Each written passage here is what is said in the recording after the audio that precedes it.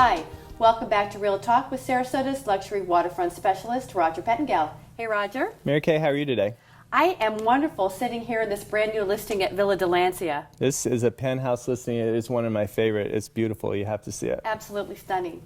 A couple of weeks ago, we were talking about the advantages and disadvantages of as-is contracts. Right. And I thought, sort of staying on that topic, buyers and sellers also have options when it comes to home warranties.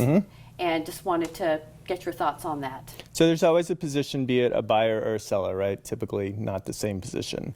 And so I'll look at this question as a lister. When I list a property, one of the things that does come up in the discussion with the sellers is whether to have a home warranty or not. Now, there's actually an advantage to a seller getting a home warranty because from that time that we sign up the home warranty, that property can be covered for the seller. So if we're a couple months into the process before they actually sell their place and something breaks, that home warranty is likely going to cover whatever that is. So that's kind of comforting to a seller. A buyer looks at a home warranty in particular with an older property where the systems, the air conditioners might be 12 or 14 years old, you know, the appliances are old, and they come in and they're comforted by having a home warranty.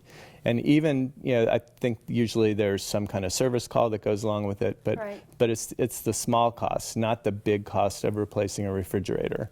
So, you know, you can get a buyer to a more comfortable level if there is a home warranty available. I know Coldwell Banker sells them, all the major brokerages have them, and I think you can even independently buy them. Typically it's going to be $300 to $500, somewhere in there.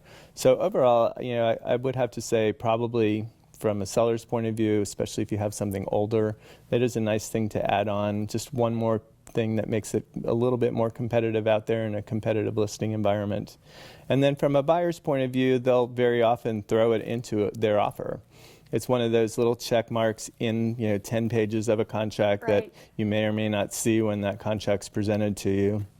And when I'm advising a seller at that point, if we haven't done a home warranty, it just comes down to dollars and cents. Does it make sense within the offer that they gave us, you know, or is it something that should just be negotiated like we negotiate the price? Yeah, great, good information.